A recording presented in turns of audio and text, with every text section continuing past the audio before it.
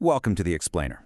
Today, we're digging into the massive regulatory earthquake that's shaking up China's entire internet. We're talking about a fundamental rewriting of the rules of the game for businesses, and honestly, it's happening way faster than most people realize. This message? This is from a brand operator in a private chat group, and let me tell you, this isn't an exaggeration, it's the new reality. A sudden, absolutely massive wave of account bans has completely torpedoed digital marketing strategies in China, leaving so many brands just scrambling to figure out what to do next. So, to really get what's going on, here's how we're going to break it down. First, we'll look at this huge account ban wave. Then, we'll unpack the new government rules that are driving all this. After that, we'll see exactly how the platforms are putting these rules into practice. And finally, we'll map out a whole new playbook for brands that actually want to succeed in this new environment. Okay, let's dive right in. The ground has completely shifted for marketers in China. It all started with what everyone is calling the Feng Hao Chao. That's the account ban wave. And this isn't some minor policy change. It's a seismic event. I mean, the scale here is just staggering. A platform like Xiaohongshu, you might know it as Little Red Book, has wiped out tens of thousands of accounts in just one industry crackdown.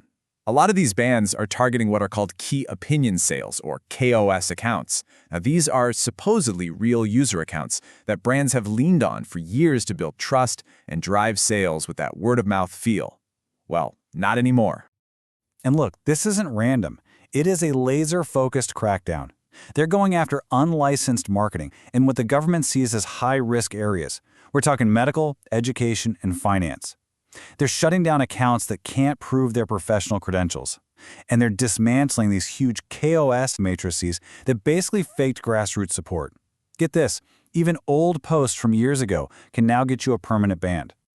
So, you have to be asking, where is all this coming from? Well, this chaos you're seeing on the platforms, it's not happening in a vacuum. It is the direct result of a systematic, top-down push from the Chinese government to build a so-called healthy and more transparent internet. If you look at this timeline, you can see a really clear escalating pattern.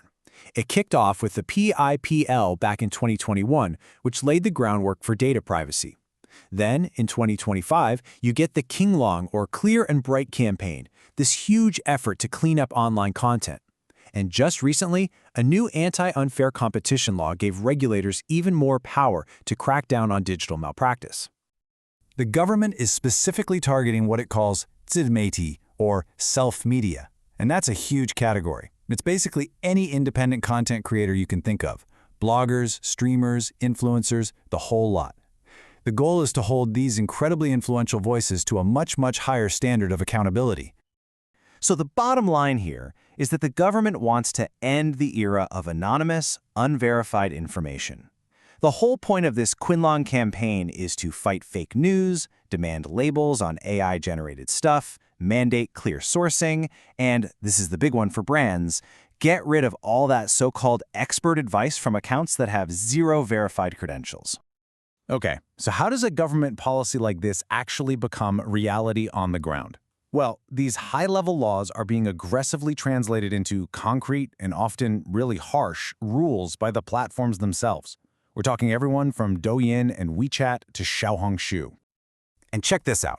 This table is a perfect snapshot of the new reality just for the online education industry. You can't make promises like a 100% pass rate anymore. Douyin won't let you claim lifetime access. And pretty much all the platforms are cracking down hard if you try to pull users off platform into private chats. This is just one industry, but this level of control is happening everywhere. And the enforcement is just so widespread.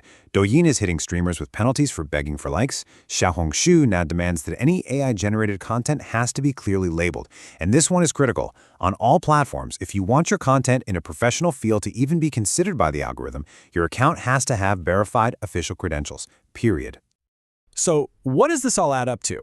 This isn't just a bunch of new rules.